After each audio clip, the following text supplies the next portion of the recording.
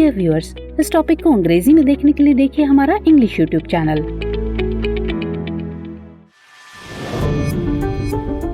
दृष्टि IAS के to the point programme में आपका स्वागत है। आज के एपिसोड में हम बात करेंगे श्री अरबिंदो घोष की, लेकिन सबसे पहले जान लेते हैं कि टॉपिक आखिर खबरों में क्यों है।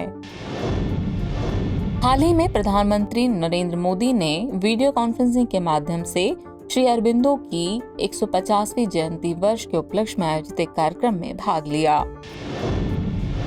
चलिए जानते हैं श्री अरबिंदो घोष के बारे में। श्री अरबिंदो घोष एक योगी, दार्शनिक, कवि और भारतीय राष्ट्रवादी थे। उनका जन्म 15 अगस्त 1872 को कलकत्ता में हुआ था। उनकी शिक्षा दार्जिलिंग के एक क्रिश्चियन कॉन्वेंट स्कूल में शुरू हुई। उन्होंने कैम्ब्रिज विश्वविद्यालय में प्रवेश लिया, जहां वे 2 शास्त्रीय और कई आधुनिक यूरोपीय भाषाओं में पारंगत हो गए। 1892 में उन्होंने बड़ौदा यानी वडोदरा और कलकत्ता यानी वर्तमान कोलकाता में विभिन्न प्रशासनिक पदों पर कार्य किया। उन्होंने शास्त्रीय संस्कृत सहित योग और भारतीय भाषाओं का अध्ययन शुरू किया।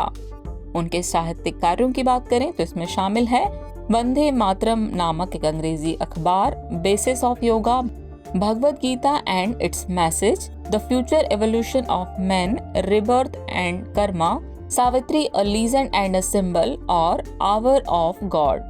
5 दिसंबर 1950 को पौंडीचेरी में उनका निधन हो गया।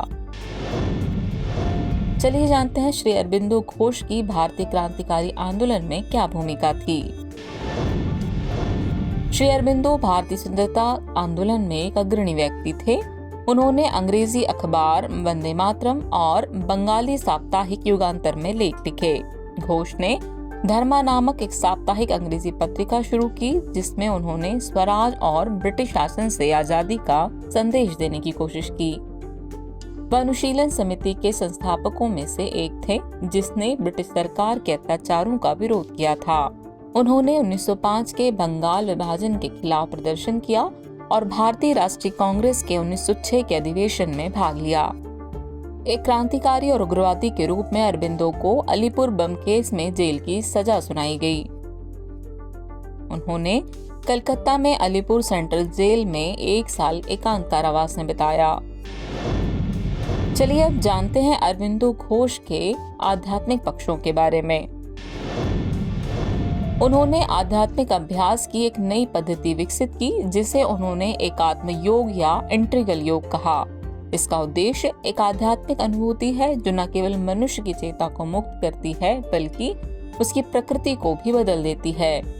उन्होंने आध्यात्मिक विकास के माध्यम से पृथ्वी पर दिव्य जीवन के दर्शन को प्रतिपादित किया। पांडिचेरी यानी वर्तमान पुदुचेरी में उन्होंने आध्यात्मिक साधकों के एक समुदाय की स्थापना की। इसने 1926 में श्री अरबिंदो आश्रम के रूप में आकार लिया।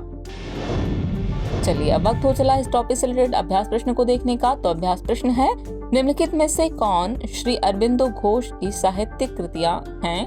पहला बेसिस ऑफ योगा, दूसरा Bhagavad Gita and its message, तीसरा the future evolution of man और चौथा रिबर्थ एंड कर्मा। दिए गए कोड का प्रयोग कर सही उत्तर चुनना है। आपके ऑप्शन है ऑप्शन ए केवल 1, 2 और 3, ऑप्शन बी केवल 2, 3 और 4, ऑप्शन सी केवल 1 और 4 या फिर ऑप्शन डी 1, 2, 3 और 4। तो व्यूअर्स, इस प्रश्न का जवाब कमेंट बॉक्स में देना ना भूलें। जल्द ही मिलते हैं नए एपिसोड में नए टॉपिक के साथ। तब तक के लिए शुक्रिया।